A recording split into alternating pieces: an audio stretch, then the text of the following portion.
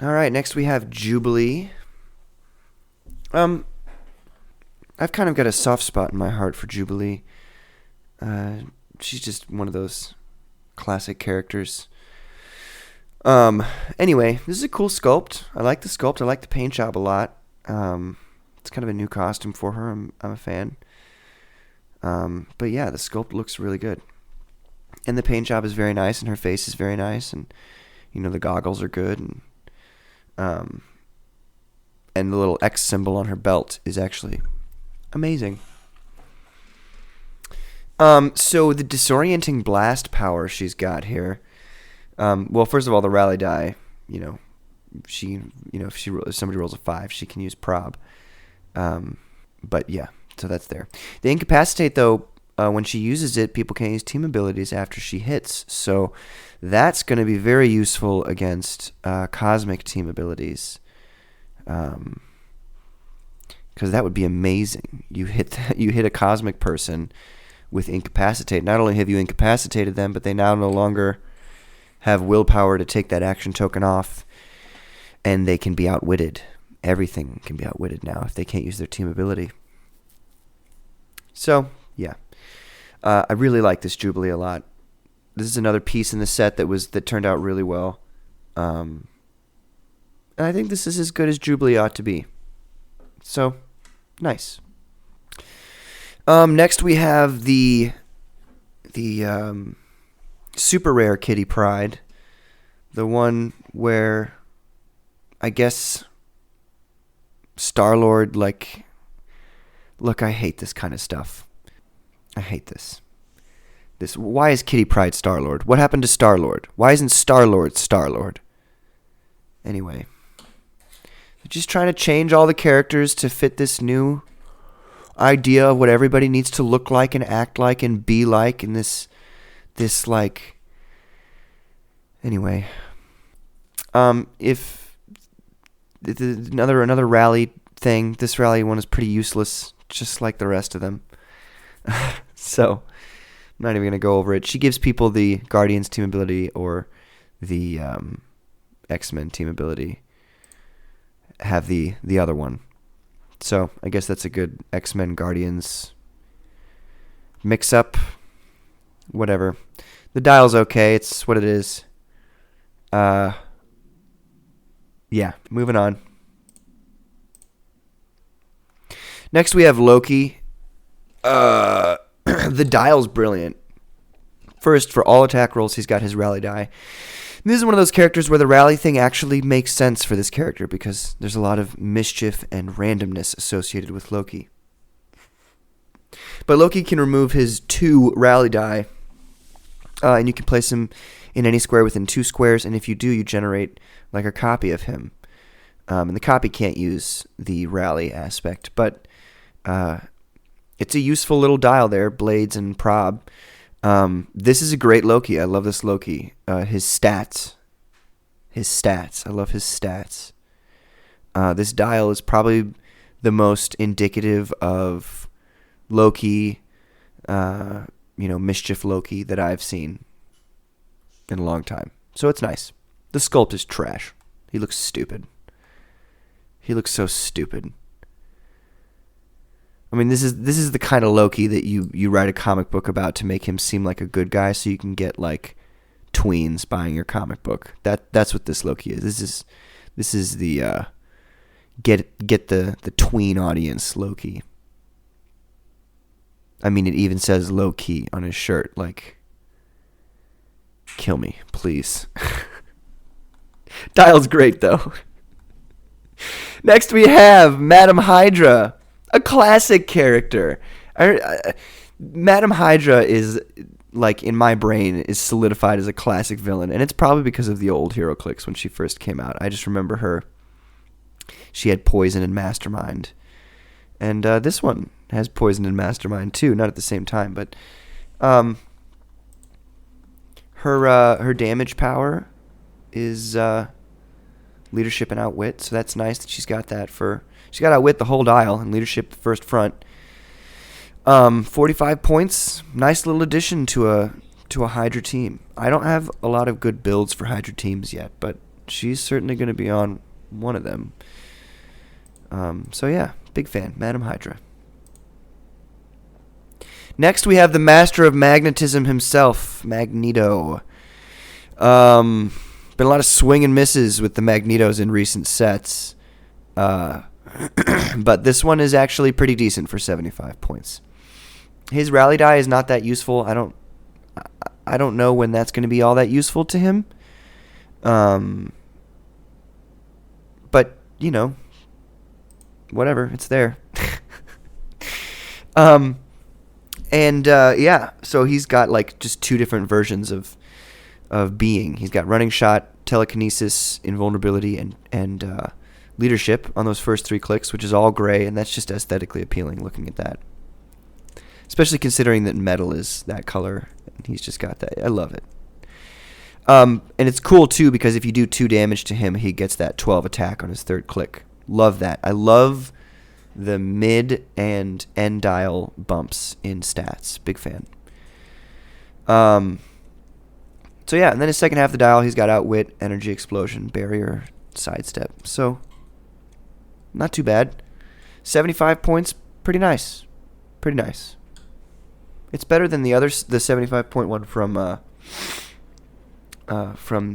the animated show, at least in my opinion. I like this one better. But yeah. And the sculpt is very nice. In fact, I was thinking about taking this sculpt off and putting it on the giant-sized Magneto from the animated series, because I don't like how he doesn't have his helmet on in that one. So yeah, that's probably what I'll do next is take that Magneto and put him on. Next we have Mr. Fantastic. You know, because the set's named after the Fantastic Four. This is Mr. Fantastic in a suit of armor that apparently stretches. Don't ask me how it works. I never finished Empyre because it's a crap comic book and I could barely get through it. His rally die applies for all roles, which is always nice to see.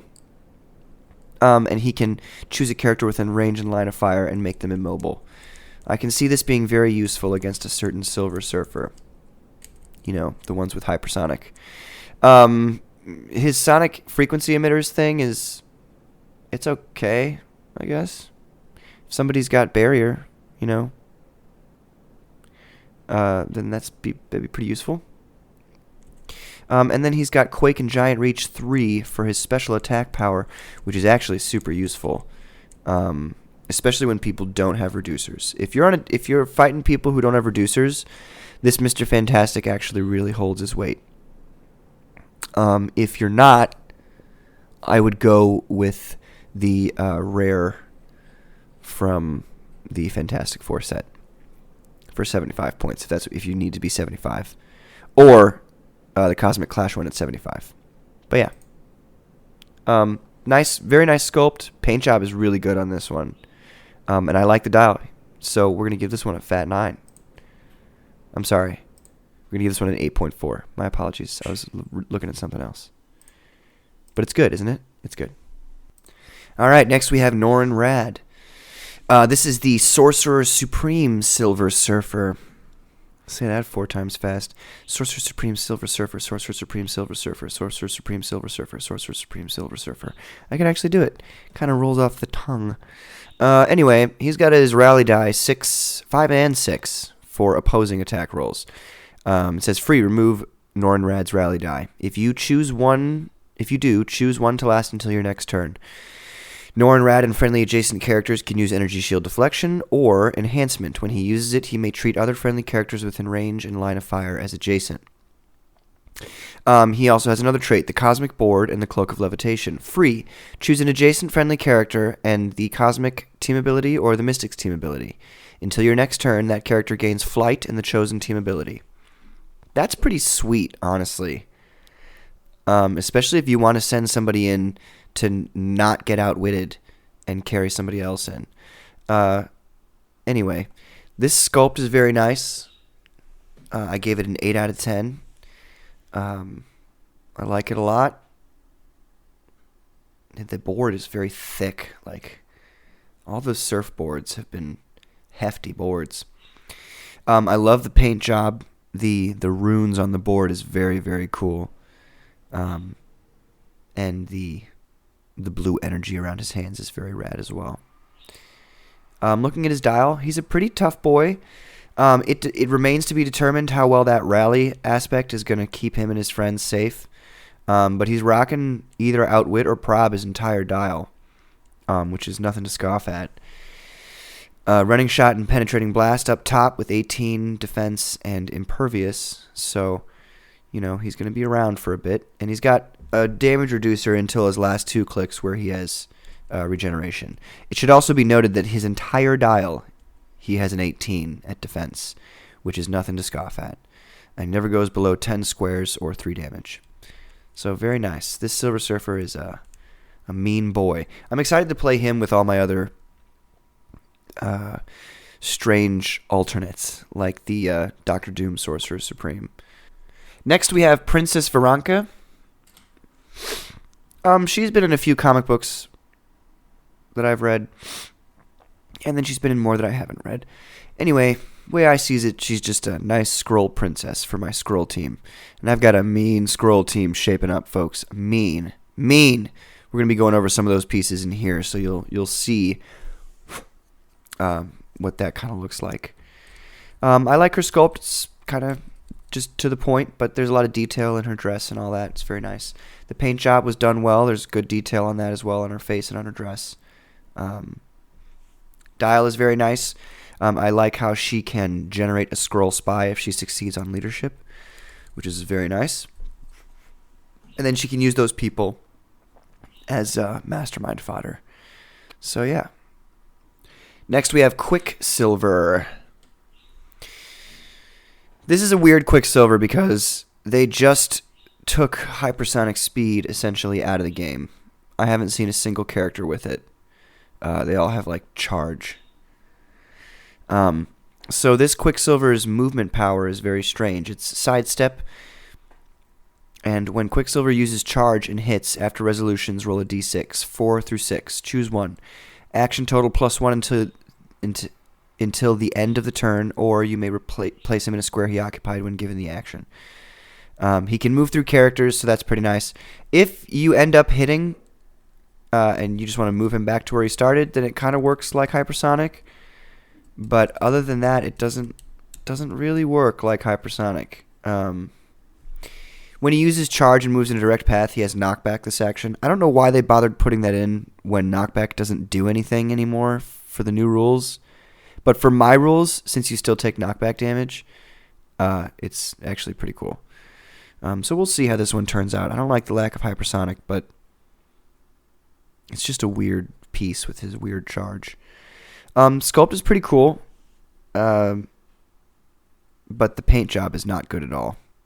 And you can see on the CGI version of it on the card, you can see what he's supposed to look like, but he doesn't. Because they don't care. Send it off to China. Alright. Next we have Raxor, one of the SKRULLs. Nothing crazy about this one. He's just a solid SKRULL piece for 70 points. Charge and flurry is nothing to scoff at. And then at the end there, he gets his shape change with his SKRULL shape change. So that's a 4 through 6. Now we have Roland. I think that's how you pronounce it. Roland. Anyway, he's the X-Men Super SKRULL. It's useful when you're fighting X-Men people, so. But other than that, he gets his choice between 2 powers from that following list there. Phasing Teleport, Running Shot, Charge, Blades, Claws, Fangs, Penetrating Blast, Energy Explosion, Energy Shield Deflection, Super Senses, and Regeneration. Looking at his dial, they're okay. The thing about it is he doesn't have any really way to defend himself. I mean, Energy Shield Deflection's okay, but, like say somebody comes up close to him. His toughness isn't going to do a lot. He's nothing like the Super SKRULL from the Fantastic Four set. That Super SKRULL is the tops. He is the man. 100 points for that one, but We'll go over that one eventually. So this Super Skrull is okay. I don't like the dial very much at all. It's pretty useless, and I feel like he'll go down very quickly. Rocket Raccoon. Rocket Raccoon. He's got a trait called Follow-Up. Some other people in this set have that, where essentially he can make an attack against a character who has been attacked by a friendly character this turn. It's interesting. I haven't played enough games with these characters yet to see how useful that ability is, but it seems pretty useful to me. Yeah, Rocket's got the Guardians team ability, Energy Explosion, the whole dial, and Leadership. So just a nice little leadership piece for the Guardians team. Now we've got Rogue. This is the regular Rogue. She's okay. Her sculpt is kind of boring. The dials, it's there. It's nothing crazy. I've seen better rogues, more interesting rogues. But this one has the Avengers and the X-Men team ability. And her special power there is Steal Energy. When Rogue hits after resolutions, you may choose a printed combat value on one of the hit targets. If you do, until you choose again, replace the same combat value on Rogue with the chosen value. So I mean, this is the big thing there. If you can hit somebody, say with 4 or 5 damage, then you're rolling around with a Rogue at 4 or 5 damage, and she keeps it till she chooses again. So think about that. It's not till that person loses that printed combat value. It's until you choose again. So even if you hit them further, and you chose the 5 damage when they had it, so you still get it. And think about that with Close Combat Expert at the end there. I can see how this Rogue would be useful, but it's going to take some finesse. Next, we have Scarlet Witch. I'm a big fan of this sculpt. It's pretty cool. The paint job's not so great. It's really quite awful, actually, when you see her face, but we'll talk about that later. The sculpt itself is pretty rad.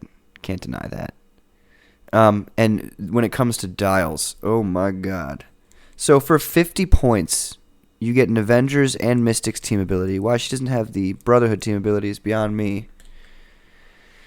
But she has the keyword at the least. She has a rally die that only activates on 1s for friendly attack rolls. So if you're not rolling very well, you get critical misses or low rolls, then she's earning a rally die, which she can then replace somebody else's, an opponent's attack roll, which is, very nice. It's been used to great advantage against me several times. She's got Outwit and Probability Control and that special damage power, which she has for her first 3 clicks, and then she goes to regular prob. And actually a pretty nice Steal Energy at the end there. It's, when you're going to pull it off, I don't know, but it's nice to have it there, At the end of your dial, you can maybe heal her up a bit. And that top dial telekinesis, I should mention too, super useful. Love the telekinesis. I used to think telekinesis was boring, and now it's probably one of my favorite powers in the game. But yeah, all in all, a really great Scarlet Witch. Not fully indicative of how powerful she is, but certainly a very useful addition. And it's been a while since we've got a good Wanda, so it's nice to have her. This is one of the chases I got in my case. The Sentry. I guess he's the Horseman of the Apocalypse. I don't really, to be honest with you guys, know much about Sentry. I know the general concept that he's super powerful and that there's this entity called the Void that's like living within him, trying to take over him. He seems like a Superman type. I was just never all that interested in him, so I never... But he's the Horseman of Death, it says here. So I guess for a Apocalypse team, this Sentry would be really cool. And especially, they also give him his 50-point line, which is crazy. It's actually a pretty good 50-point line. But that way you can play him with that Prime Apocalypse from the House of X set, who has his, he gives buffs to people who are 50 points or less and have the Horseman keyword. So that'll be interesting to try out. I mean, yeah, that'll be super interesting to try out. I'm partial towards Archangel, but that's just because I like classicness. But yeah, really cool sculpt, nice paint job. I don't really have a bone in this fight or this game of Sentry, so I don't really have any opinion too much on the sculpt or because I don't know what he's supposed to look like really. So I'm noticing though now, looking at this comic on the back here, it says Uncanny Avengers. It's Rick Remender as the writer down there. And let me tell you something, folks. Rick Remender is a damn genius. If you've not read his X-Force run, read it. He's brilliant. And we'll talk about that eventually as well. Kitty Pryde. This is a fun one.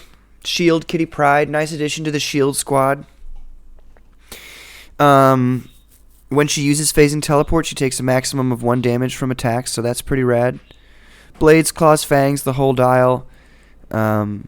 She can give action tokens to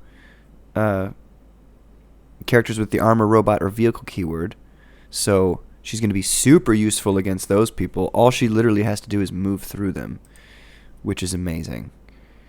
So for 35 points, you're going up against an armor or vehicle or robot team.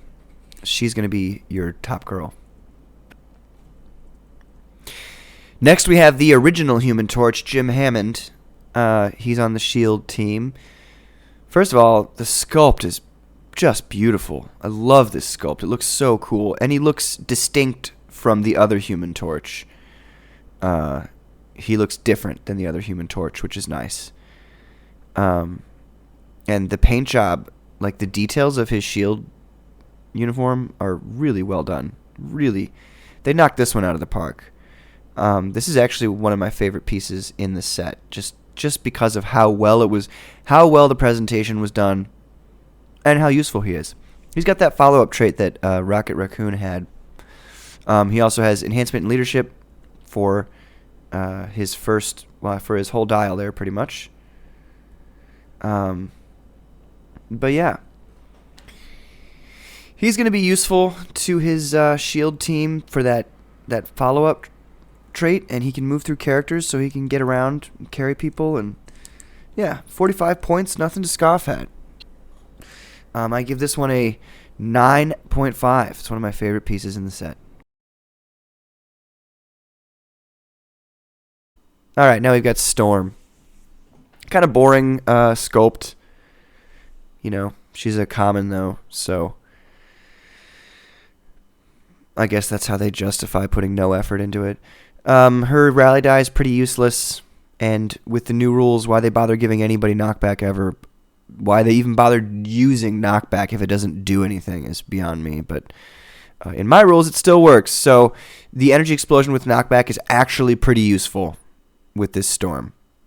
I don't know why she has stealth instead of like sidestep or running shot, but whatever.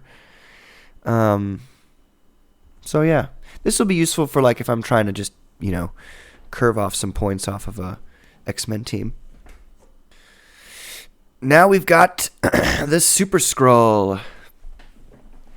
Folks, this sculpt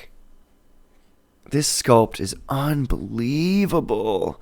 See, this is what I'm saying is like half the figures in this set are complete trash, and half the figures in this set are amazing, and it blows my mind. It blows my mind sometimes. But even the paint job is really cool. If you can see, I gave this guy 10 out of 10 on sculpt and paint. It's beautiful. This is the best looking piece in the set, if you ask me. Maybe Ultron. We'll go over Ultron too. It's kind of a toss up between those two. But I've been waiting for a sick Super Skrull sculpt like this, and this is beautiful. And you can bet you, folks, that I went in and bought an extra Super Skrull from Fantastic Four and an extra one of these, and I'm gonna crack off that old sculpt off the Topps Super Skrull and put this sculpt on. That way I have just an unbelievable, like the ultimate Super Skrull. I'll probably repaint it too because I like doing that. But anyway, this sculpt and paint job is absolutely beautiful. As a dial, as a figure, this Super Skrull is useful for being on Skrull teams, but other than that, he's not that great. He's useful for being on Skrull teams where you really are leaning into a whole like Skrull army with multiple people. Because then he can keep using leadership and generating Skrull spies and use those as like mastermind fodder for Princess VERANKE and so forth. And so yeah, if you're playing a Skrull team, he's okay, I guess. 75 points, it's okay. Impervious for 4. He's got 8 clicks. Impervious for 4 of them. So 75 points for that. It's not the worst trade-off. He's not thematically Super Skrull, but if you're playing a Skrull team, this is it's nothing to scoff at. Next, we have the Chase Deadpool. Deadpool on the Silver Surfer's surfboard. This is great. Now I've got Deadpool on the surfboard and Deadpool as Thor. I have a ton of Deadpools. I have a Venom pool. I got all kinds of Deadpools. Even though I hate most of their dials. There's just certain characters that I will collect almost all of. Like Magneto, Deadpool, Spider-Man to a degree. All the best Spider-Man. Green Goblin, I have all of the versions of that. Juggernaut. There's several figures that I will collect all of. The Fantastic Four, I've got all those. But yeah, this is a nice collection, a nice addition to my Deadpool collection. The sculpt is really cool. I'm a huge fan of the purple space down underneath his board. It's so cool looking. And I think my camera made it look pretty nice here too. The paint's okay. For the most part it's good, but there's these weird like fleshy, it almost looks like glue remnants on him. I've taken pictures, and we'll talk about that at the end. But yeah, I like this Deadpool a lot. He's got some cool abilities. He can make people not use their team abilities on a 4 through 6. Pretty nice. He can shoot through and destroy blocking, as well as move through it, which is really cool. And when you get him down further on in his dial, he gets some pretty cool close combat things that help him heal back up. I've played him once or twice. He's pretty nice. He's more of a close range Deadpool than you might think. Like, you throw him in the fray, shoot somebody, he gets hit, and then you go to town with his close range stuff. But yeah, I like this Deadpool a lot. The dial is really great. Paint and sculpt. The paint's okay. Sculpt is really great. So yeah, this one's got a 9.1. Next, we have Taskmaster, one of the most disappointing pieces in the entire set. As you can see, the sculpt is brilliant. It's really cool. The paint job is very sloppy. There's a lot of oranges and yellows being mixed over things, and it's just kind of annoying. But the most important thing about this Taskmaster is that his dial is straight garbage. You see that? Look at that. That has nothing to do with Taskmaster, that dial. It's so stupid and useless. Why am I paying 75 points for somebody who's going to get like 2 shot and then knocked out? Why am I paying 75 points for somebody who has leadership and that's it? He doesn't add anything beneficial to his sidekicks. Oh, choose defense power. Yeah. How often is that going to be useful? Who are the sidekicks that Taskmaster is the captain of? That's what I want to know. Are you telling me you want me to unthematically play a game with Skrull spies as his sidekicks? I don't think so. Yeah, you give me Task Force henchmen, sure.